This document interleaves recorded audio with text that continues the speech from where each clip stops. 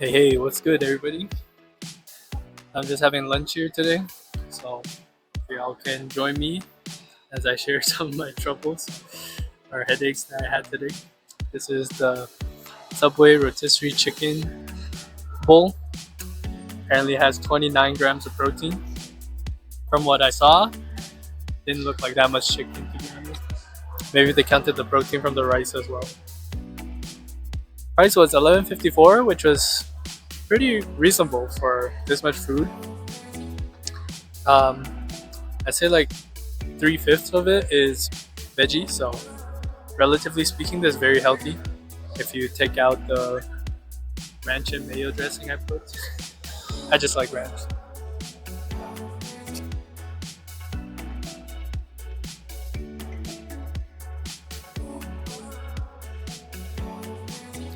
This tastes pretty good, actually. I always really like Subway's food,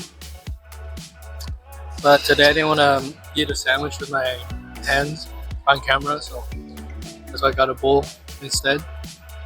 And normally I would eat lunch at home, but Arnav wanted to work out at 2 and I had to go to the government building, so I was short on time, didn't get to eat lunch before I headed out of the house. So here I am. Let me tell you about what happened today.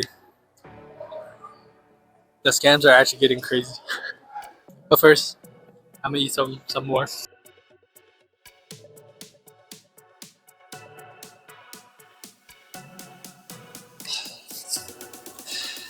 Alright, so as y'all may or may not know, my dad lost his job. That's why I'm looking for a job. And today we try to go to the Alberta Labor Council or whatever. And we find out that you submit a claim online. So I was just sitting in the car chatting with my dad about how we were going to move forward. And then I get a phone call from CRA. It was a 1-800 number, so that looked pretty legit. Pick up the call. The guy says his name, his employee badge number.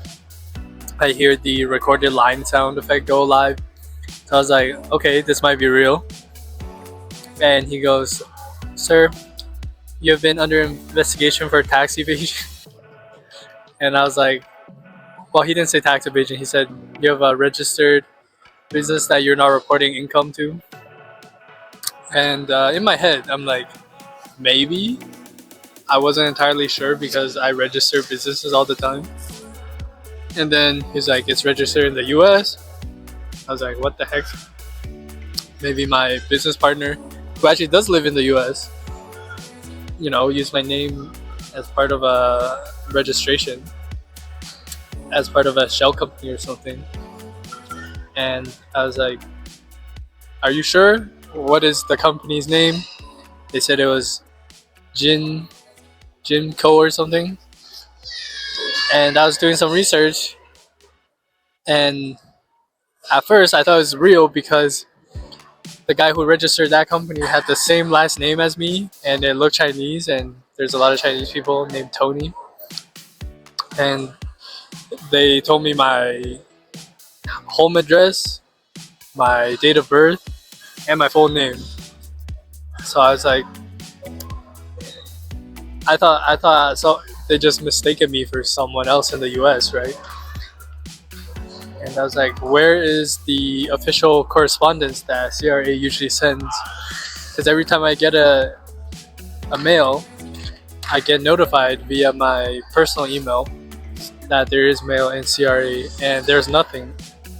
And the guy claims that he sent the formal letter to me via regular mail, and since I was outside, I had no way of confirming that. And then he began asking all these questions, and I was very skeptical. I was like, I do not own any ownership of that company. You have the wrong person. And he's like, oh yeah?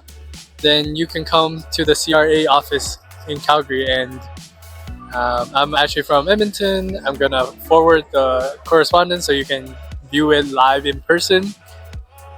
And so to me, this sounded pretty legit, because if they were a scammer, what reason would they have to have me show up in person to immediately find out the scam is fake, you know. So I was like, I don't believe you. Just if you need to send me a copy, send it to my CRA. I'll take a look when I get home. And the guy was arguing with me, so ended up hanging up on him. But went back to talking to my dad. Dad calls me back again. He's like, "Sir, do not be mad. That we're very legitimate. You need to address this today. You can come down to the CRA office and we can sort it all out, and then move on from there." Sorry, food break.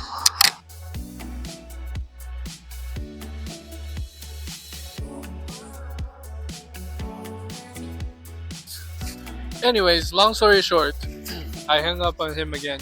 Go home, check my CRA. Nothing was there.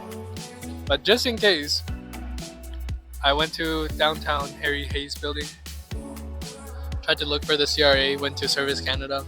They told me there's not even a CRA in Calgary anymore. Everything is done online. So that's when I knew it was all a scam. But to make sure, I called the CRA number, which was the exact same number. So they have some service to mask the coming in caller ID to the exact number they want. Because I called back the same number that I hung up on, and it went to the official CRA line, which was insane.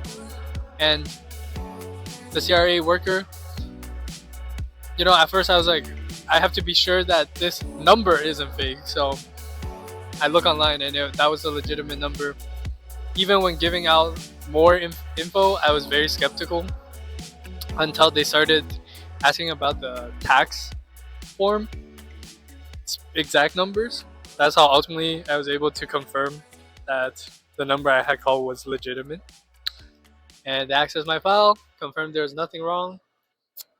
And yeah, I feel like a fool going all the way downtown, thinking I have to make a statement for tax evasion. Turns out they're just playing a silly prank on me, you know what I'm saying? But words of caution is apparently now they can pretend to even be the same number as official organizations. Those people, they owe me lunch. Yeah, I hope those scammers get whatever they deserve. Which is funny because I don't get the point of this scam. Like, if they ask me to pay for my outstanding, I don't know, tax, I would definitely go in person to a CRA and confirm it. So were they trying to fish for more info? I don't really know. At this point we can only speculate, but as the economy slows down and people become more desperate for income all over the world, y'all should watch out for scammers. They're gonna show up in droves using new tactics, probably AI. So be on guard, everybody. PSA. I'm gonna finish this, and yeah, hope y'all found some value out of my waste of time, I suppose. The theme of this week is waste of time. I'll probably put in how I went to a career fair this week and wasted my time after this video. So hope y'all find some entertainment in that as well. Yeah, I'll talk to you next time. The stupid scammer literally had me showing up to Harry Hayes, and there wasn't even a CRA department anymore. Anyways, after I filmed the video, I went to the gym with Arnav. He hit a PR, and then we grabbed some coffee. I had a no caffeine one. Cafe Misto, I think. It's alright. He told me about his dating life and the horrors of dating apps.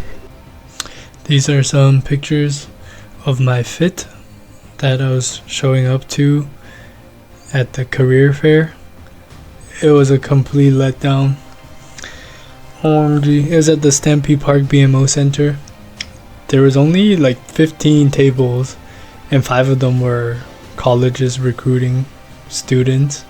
And then the 10, you got your usual suspects like police and Navy and random sales jobs that I had no interest in. Complete waste of my time. I don't know how I'm gonna find a job. Like, this is my business. I grew it 184% year over year in like 5 months, and I cannot get hired. Anyways, at least Meta paid me out for their lawsuit. On a happier note, Annie picked her instrument for school. Tuba, of all the things. Look how big it is next to her. Two. Crazy. You want a two? Yeah, because I didn't want to carry it back and forth. That's your reason? Yeah. You're ridiculous. That's your whole body. Yeah, I know. That's your whole body. Alright.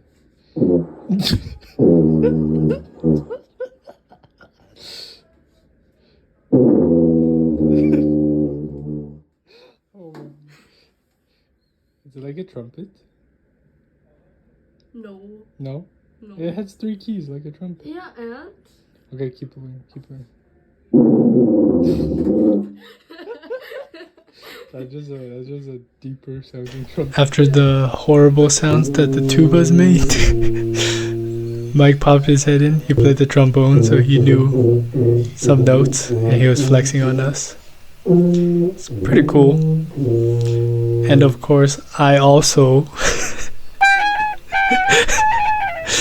play the brass instrument in the trumpet.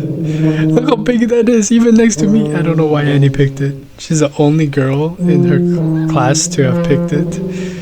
And the thing is like 3/4 of her body. It was even heavy for me to lift it. I don't know how she's gonna lift it for the rest of the year. I respect it though. I had fun blowing into it. I wish I was more musically inclined, but unfortunately I'm not. Then, on the weekend, Tell me why you're buying ginger. my friend Leo came to town. For Hangover? Hangover. I learned something new today. If y'all remember, I met him in Vancouver when I stayed one night in the hostel. Wow. He was the only other guy in the hostel. We had breakfast next morning, and you know, This guy. now we're good friends. So how to describe it? The mango is like so huge. The portion is so generous. I really like that chewy, mochi, skin thingy. Really good too. They're very I good. took him to Mama Dessert because Yeah. I know they don't have that in Edmonton. Thank you. He really liked it, as he should. Then finally, we went to eat some hot pot. It was a very cool concept. Tasty pot. It's my first time having hot pot like this. I really enjoyed it. It felt like the more I ate, the more my food expanded. And I had never been this full before, honestly. Oh yeah, and my mom harvested some zucchinis from our garden. But that's it for this week. Hope y'all enjoyed. See you next week.